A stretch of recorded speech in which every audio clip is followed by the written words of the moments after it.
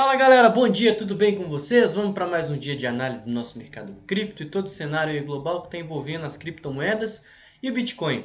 E face a uma volatilidade que a gente está vendo aí nos últimos dias, o Bitcoin chegando a 60 mil dólares, devolvendo tudo mais, rompendo fundos prévios sem grande continuidade, tudo isso face a um cenário global bastante conturbado, várias pessoas tentando taxar a criptomoeda. Nosso principal objetivo hoje vai ser estar dando uma passada nos gráficos, no sentimento do mercado, nas principais notícias que podem estar impactando o preço, para assim estar identificando os melhores momentos e oportunidades de se atuar no mercado das criptomoedas. Se você não me conhece e está chegando agora, né, eu convido vocês a se inscreverem aqui no meu canal. Eu passo análises diárias aqui do mercado de criptomoedas, sobre o Bitcoin, análises fundamentalistas, análises gráficas, sentimentais e tudo mais. Sem contar que eu também tenho um grupo, que o link está aqui embaixo, eu convido todos vocês a participarem, ele é 100% gratuito. A plataforma ela se chama Slack e lá vocês conseguem ter um contato muito mais direto comigo, né? A gente posta análise não só do Bitcoin, mas de altcoins e também do mercado tradicional, mercado internacional, ações, bolsas de valores e tudo mais. Então vamos direto para o que interessa, galera. A Noruega está considerando banir a mineração de Bitcoin, né? A Noruega, para quem não sabe, é um dos países que tem o maior refúgio de mineradores desde que a China baniu, porque lá é um país frio, né? Ou seja, as pessoas não precisam gastar muito com refrigeração de máquinas de mineração e também lá tem a energia barata e também tem muita energia renovável, né? Se a gente descer um pouquinho mais aqui na notícia, a gente consegue ver que o ministro do governo local, que ele é esse cara do nome esquisito aqui, o Bior, ele está falando sobre os desafios da mineração, sobre a questão da energia não ser renovável e está aí falando sobre a proposta de regulamentação e possivelmente proibição da mineração de criptomoedas, né? A Noruega é um dos lugares mais visados para mineração de criptomoedas hoje em dia. E para mim o maior problema dessa notícia não é a Noruega em si banir o Bitcoin, mas ela levar outros países a banirem a mineração de Bitcoin também. Isso seria uma coisa que para mim não é muito boa, tá? Até mesmo porque a Noruega é um país aí super desenvolvido, de primeiro mundo, extrema importância na Europa e tudo mais. E a Noruega banindo, né, a mineração de Bitcoin pode ser um gatilho para os outros governos de outros países e tudo mais tentarem banir também a mineração de Bitcoin, e isso pode causar um efeito manada, né? A gente bem sabe que o mais importante no Bitcoin é a descentralização e o poder computacional da rede, né? Quanto maior o poder computacional, ou seja, o hash rate, maior vai ser a segurança da rede. Assim como quanto mais países estiverem aí aceitando mineração e tiverem aí distribuídos os mineradores ao longo do mundo, mais descentralizada vai ser a rede e também, consequentemente, mais segura. Enquanto isso, né, o ministro de tecnologia do país de Laos, que ele fica ali na Ásia, entre o Vietnã e a Tailândia, ele já está querendo abrir políticas mais flexíveis para encorajar os mineradores a buscarem um refúgio lá, que são justamente esses mineradores da China, que depois que a China baniu a mineração, foram lá para a Noruega e para outros países. Então ele está tentando buscar isso, aplicar isenção de taxas, políticas aí de energias limpas e renováveis, e fazer com que os mineradores vão de fato para lá. E a gente sabe que os mineradores indo para lá, eles vão estar consumindo energia, vão estar pagando impostos e vão estar trazendo dinheiro para a economia do país. Então, ao meu ver, a mineração ser liberada em um país traz mais benefícios do que malefícios, né? Até mesmo porque a gente tem vários outros indicadores que todo mundo fala, porque a mineração gasta energia e aí isso aí é ecologicamente correto, mas existem uma série de saídas para isso, sabe, galera? O próprio gasto de energia elétrica nem é algo assim tão gritante quando você vai comparar com outros ramos aí da indústria, né? Sem falar que a gente tem países, né? El Salvador tá minerando Bitcoin utilizando a energia geotérmica, né? Utilizando os vulcões para minerar Bitcoin. Bom, até agora nada foi confirmado, foram apenas comentários, suposições, tudo questão de possibilidades, né? Mas para mim o mais grave dessa notícia é a própria Noruega banir o Bitcoin.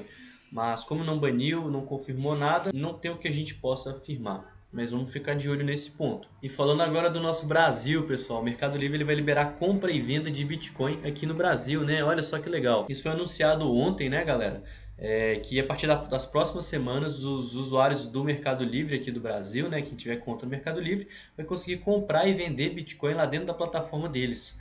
E eles têm planos ainda de expandir isso para o resto da América Latina, né? Que o Mercado Livre, ou Mercado Libre, é uma empresa que não é brasileira. Se não me engano, ela é até argentina. E ela fazendo com que o maior país da América Latina, que é o Brasil, compre e venda Bitcoin, vai só fazer com que os outros países tendam a fazer a mesma coisa.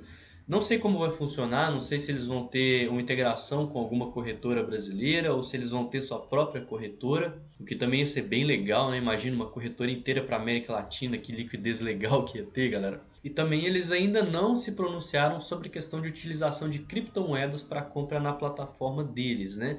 Mas também seria um gatilho bem legal, uma vez que a gente tem a PayPal aceitando criptomoedas, a gente pode ter o Mercado Pago, né, que é a plataforma ali de negociação e tudo mais, aceitando criptomoedas para comprar encomendas. Então imagina você começar a comprar coisas com criptomoedas no Mercado Livre, que bacana. Passando aqui rapidamente no nosso Fear and Greed Index, como sempre, né, a gente voltou aí para os estados de medo. E todo mundo sabe que a melhor hora de comprar é quando a gente começa a estar em medo, extremo medo, que são os níveis mais extremos do mercado, onde as pessoas elas gostam de vender porque estão começando a ter prejuízo. Geralmente é nessas horas que as pessoas elas tendem à baixa, todo mundo começa a vender, não vão ter mais vendedores, enquanto a gente vai começar a comprar o Bitcoin deles, impulsionando o preço mais para cima, mais para frente. Não estou falando de pegar a faca caindo nem nada, mas não deixa de ser um indicativo de que a gente está começando a mudar o sentimento do mercado para buscar em acumulações, principalmente para operações de longo prazo. A título de curiosidade, né, a gente tinha a mínima de 34 e agora a gente está na mínima de 33, ou seja, está mais baixo do que aquele cenário caótico que a gente viu de queda na semana passada, que a gente chegou lá aos 55.600. Face a toda essa queda, né, rompimento dos 55.600 e logo em seguida uma rejeição, ou seja, volume entrando, pessoas querendo comprar aquele ponto, a gente está vendo um suporte, uma região de suporte muito nítido, né, que seria uns 55 mil dólares, e o risco retorno muito favorável para a galera que está querendo operar comprado, né?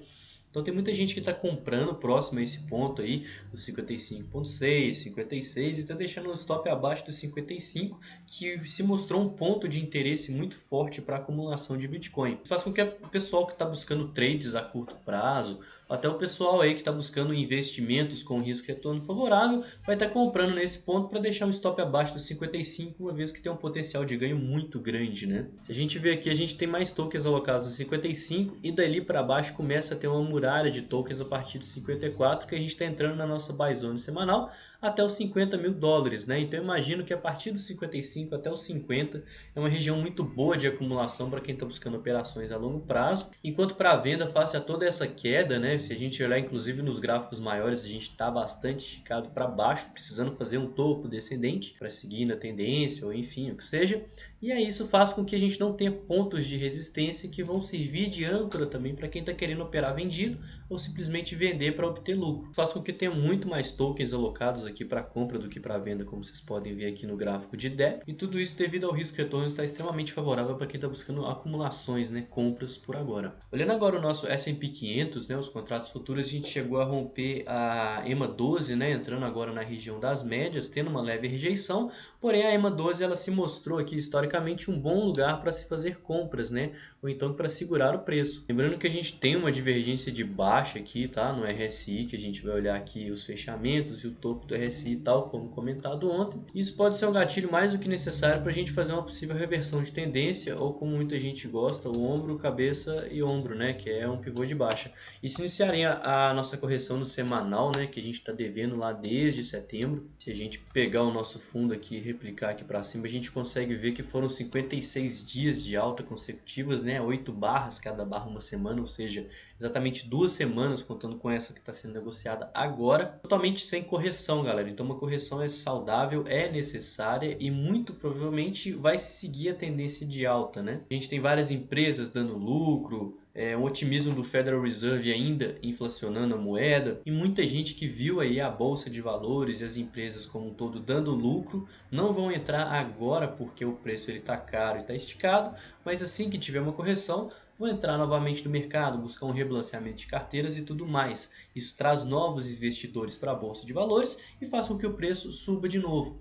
Essa correção no semanal, junto com a correção do BTC, ia ser um cenário muito ideal para ser um gatilho de entrada, né? A gente já tem que os indicadores eles estão começando a demonstrar medo, né? Tal como o Fear and Greed Index estava indicando para a gente vai ter uma correção no semanal lá no S&P 500, ou seja, as empresas de forma majoritária passando por uma correção e fazendo com que as pessoas busquem compras, e isso tende a impulsionar o mercado cripto, uma vez que essa correção ela é saudável e vai trazer mais pessoas também para o mercado cripto que está passando por uma correção semanal.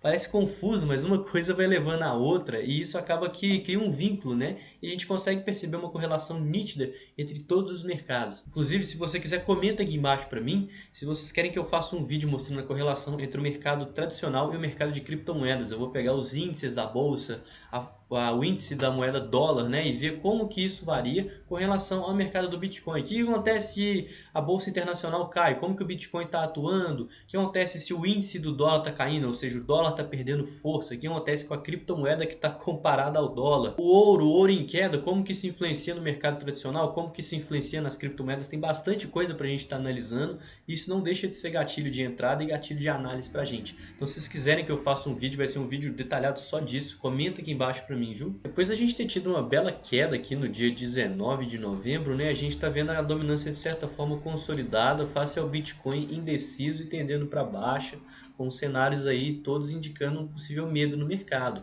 Isso torna o Bitcoin e as altcoins de certa forma instáveis, e uma possível queda maior no Bitcoin pode fazer essa dominância subir, uma vez que o Bitcoin é refúgio de capital com relação às altcoins. Ou seja, o Bitcoin é menos volátil e tende a se desvalorizar mais. Então, uma eventual queda do Bitcoin pode levar as altcoins a caírem, tal como a gente viu bastante na semana passada, né? Isso pode trazer várias oportunidades boas aí da gente estar comprando, investindo em altcoins de projeto bons, uma vez que elas variam muito mais do que o Bitcoin. Então, essa correção no semanal do Bitcoin também vai acabar trazendo boas oportunidades para a gente estar investindo em bons projetos de altcoins. E também aí eu já dou o gatilho para a importância de vocês estarem lá no grupo, porque lá a gente também foca bastante em altcoins, faz análise lá, umas análises bem bacanas, tanto na pegada fundamentalista quanto na pegada gráfica. Uma vez que a gente inverta essa tendência de baixa que a gente está meio que passando aqui, a gente pode ver o Bitcoin voltando a ficar mais forte que as altcoins, né, no médio e longo prazo, estipulando assim um fundo no semanal contra esse fundo aqui de 39%, 40%, né? Isso é super importante para o Bitcoin, para ele fazer essa reversão de tendência e principalmente, como eu sempre falo aqui, está passando dos níveis de 50%. Isso seria um indicador muito forte de bull market para o Bitcoin, porque mostra um fluxo generalizado de capital para o Bitcoin, ou então uma entrada de capital externo para o Bitcoin, mas de qualquer forma vai fazer com que mais da metade do capital do mundo de criptomoedas esteja alocado nessa criptomoeda aí, que é a maior de todas. Faça com que ela fique muito mais forte que as demais, tenda a se valorizar mais, tenda a se desvalorizar menos, e tal como a gente viu aí em janeiro, que ela passe a ser negociada em níveis antes nunca negociados. Galera, no Bitcoin, recapitulando aqui, né, a gente tinha aquele cenário de cunha ascendente que rompeu para baixo. Ontem, face a um pico de volatilidade, né, a gente teve que a base da cunha serviu de pullback para o preço para confirmar esse rompimento, né? Então a gente viu aqui que serviu de uma forma quase que milimétrica de resistência e logo em seguida devolvemos tudo, já viemos retestar essa região aqui de mínima do preço da semana passada, naquela queda que a gente chegou aqui próximo aos 55 mil dólares. Enquanto as médias estiverem cruzadas aqui para baixo no gráfico de uma hora, a gente estiver aqui fazendo topos e fundos cada vez menores, a gente vai ver os ursos no comando total aqui da criptomoeda. Isso implica que os gráficos maiores vão continuar em tendência de baixa e logo o gráfico semanal vai continuar em correção. Olhando o nosso gráfico de 4 horas, a gente segue aqui numa tendência de baixa também, né, com as médias cruzadas para baixo, a região servindo de resistência, porém a gente tem um possível fundo duplo caso a gente rejeite isso aqui, galera. Esse é um cenário muito legal, reforça como que a região dos 55 mil dólares está servindo de colchão de preço e faz com que as pessoas que não têm exposição ou têm pouca exposição no Bitcoin vão buscar alguma entrada aqui simplesmente porque o risco retorno está favorável e o gráfico está denotando que tem muitas pessoas que estão acumulando. Isso tende a criar uma base de suporte aqui e uma eventual reversão aqui de tendência no 4 horas pode trazer uma bela oportunidade aqui de trade. Mas ainda assim, galera, lembrando que nosso gráfico diário ele segue numa tendência de baixa muito nítida, tá? Principalmente se a gente romper isso aqui, a gente vai continuar abrindo espaço para fazer topos e fundos cada vez menores, aprofundando na nossa correção no semanal. E até agora segue de forma super saudável, né? Ancorando na EMA 12, mas tendo espaço para cair aí até a EMA 26, até topos prévios. Eu vou adentrar nisso mais uma vez lá no final do vídeo. E um possível último cenário que a gente pode estar traçando aqui e talvez considerando, né, à medida que tiver mais toques, a gente vai ganhando mais credibilidade, esse canal de baixa barra cunha descendente, né? Se a gente começar a expandir isso aqui vai acabar virando uma cunha uma hora. Mas o que importa é a base, ela está segurando o preço e o topo também está segurando o preço, né? Quanto mais toques, mais pessoas vão estar operando dentro desse cenário, dentro dessa figura, e mais credibilidade ela vai ter, assim como um eventual rompimento vai causar mais impacto. Seja canal de baixa, seja cunha descendente, essa figura ela tende a se estreitar e romper para cima. À medida que a gente for estreitando aqui, a gente pode ver que a gente perde fundos aqui. Isso tende a fazer com que as pessoas acumulem mais, tá? Isso aqui pode levar um gatilho que vai fazer o preço romper aqui para cima. Mas eu acredito que como a gente está falando de uma figura no gráfico de 1 hora, né, isso talvez impacte no gráfico de 4 horas ou diário, que está em tendência de baixa e a maior probabilidade é que ela continue desse jeito, né? Então, caso a gente venha aqui para baixo e rompa essa figura, só abre um espaço para a gente fazer um topo descendente aqui na região das médias, tal como a gente viu esse que aconteceu aqui ao longo do final de semana, que o preço chegou nos 60 mil dólares de novo. E por que eu falo que a tendência de baixa é a maior probabilidade dela continuar? Porque tem muita gente presa em pontos que comprou e o preço caiu. Então isso tende a fazer com que as pessoas vendam quando chega no 0 a 0, porque estavam no prejuízo, né, perderam dinheiro e agora estão com a oportunidade de trazer o dinheiro de volta para a carteira, né, trazer o dinheiro de volta para o bolso. E por isso que a gente tem um volume muito grande aqui na região dos 58, 60 mil dólares no nosso VPVR, porque é uma região de negociação e como tem muita negociação nessa região aqui e o preço passou para baixo, tem muita gente que está comprado nessa região. Caso o preço volte aqui para ela, elas tendem a estar botando esse dinheiro no bolso para amenizar o prejuízo. Então só vou ficar mais otimista para o Bitcoin caso a gente passe aqui acima dos 62, 63, 64 para abrir um belo espaço para reversão de tendência no gráfico diário e isso estipularia por fim a nossa correção no semanal. Ou caso contrário, eu vou estar falando no final do vídeo, que seria a nossa buy zone do gráfico semanal, né? Galera, long short rate chegando quase que em 5. Eu juro pra vocês, eu nunca vi isso na minha vida. Quase 5 pessoas compradas para cada vendedor, né? Eu explico muito pra vocês aqui. Isso aqui é liquidez no eventual rompimento para baixo. Tá todo mundo tentando comprar esse suporte dos 55 mil dólares. Virou um colchão de compras, né? Se a gente pegar aí e romper os 55 mil dólares, uma galera que está entrando na alavancada vai ser liquidada. Isso tende a levar o preço para níveis mais extremos, para os pontos ali baixos dos 50 mil dólares, 51, 52, 53 e entrar na sobrevenda no diário. A galera sendo liquidada significa que as baleias, as instituições, elas vão estar aí acumulando. E isso tudo face a um cenário de possível correção no semanal, Fear and Greed Index caindo, vai ser um baita de um gatilho de acumulação para posições de longo prazo. Gosto muito de utilizar aqui as liquidações como ponto de entrada, né? Quando a gente tem muita liquidação aqui, observa galera, geralmente os picos de liquidação, né, resultaram em fundos. Por quê? Porque tem muita baleia, instituição e tudo mais acumulando, né? Logo em seguida a gente viu o preço aqui para cima. Então o eventual rompimento aqui dos 55 e testar níveis mais baixos, a gente pode ver uma bela de uma liquidação aqui agregada em todas as exchanges,